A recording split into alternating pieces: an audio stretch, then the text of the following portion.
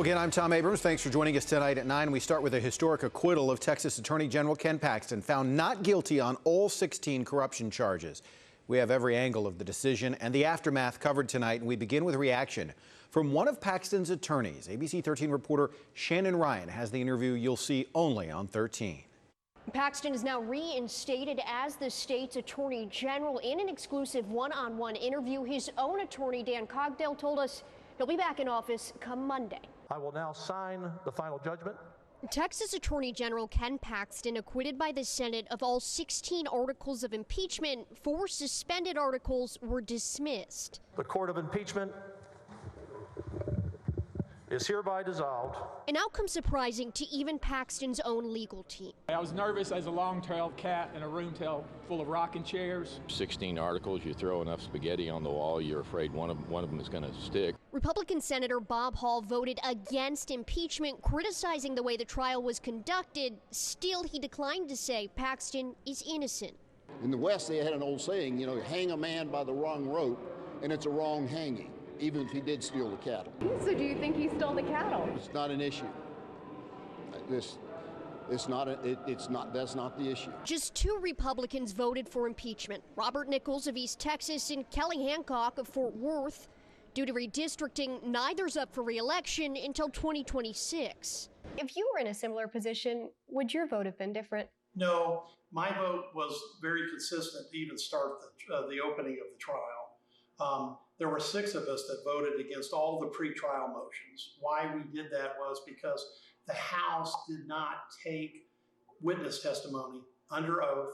They didn't allow cross-examination, and they didn't have the target, in this case Attorney General Paxton, in the room to ask questions. In a scathing speech, Lieutenant Governor Dan Patrick also took aim at how the House has handled this. He says he wants to rework impeachment rules moving forward. As a result, many have raised eyebrows at the $3 million he's received from a pro-Paxton group. We asked Senator Paul Bettencourt about that, if he felt like this is at all sort of muddied the waters. He said no, and that the 2 men have avoided contact for the past few weeks to avoid any sort of influence or the perception of such.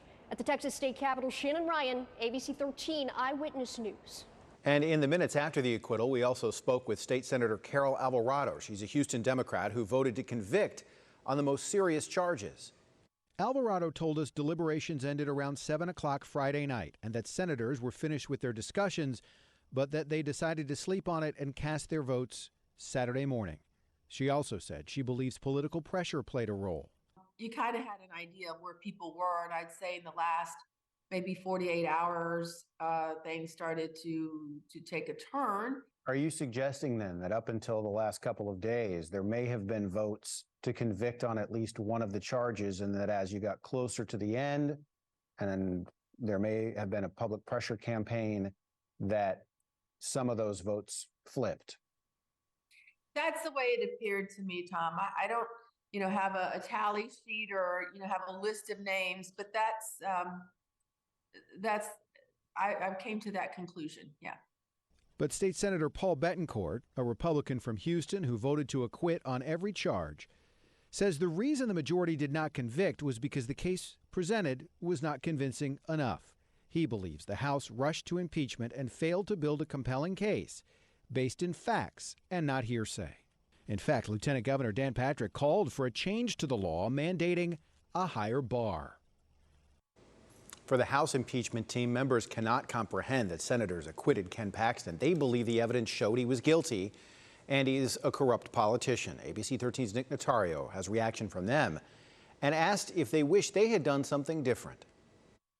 House members crossed the Capitol and went to the Senate floor. They crammed together. They also squeezed in thousands of pages of documents that they gave to senators that they say proved Paxton was guilty. When he was later acquitted, it left some Democratic senators fuming. Members, you will now vote on Article 1. At the start of the day, the House impeachment team had high hopes Ken Paxton would be permanently removed from office. All they needed was one of 16 votes to go their way. 14 ayes, 16 nays. Instead, after about 2 hours, it was the complete opposite. Attorney General Warren Kenneth Paxton Jr. is hereby, at this moment, reinstated to office.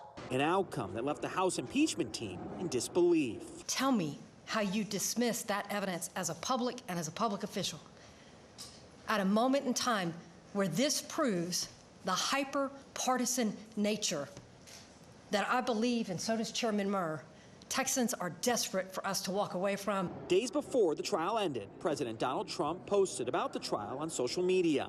Lawmakers were also getting calls. Politics is why some Democratic senators think Paxton wasn't convicted.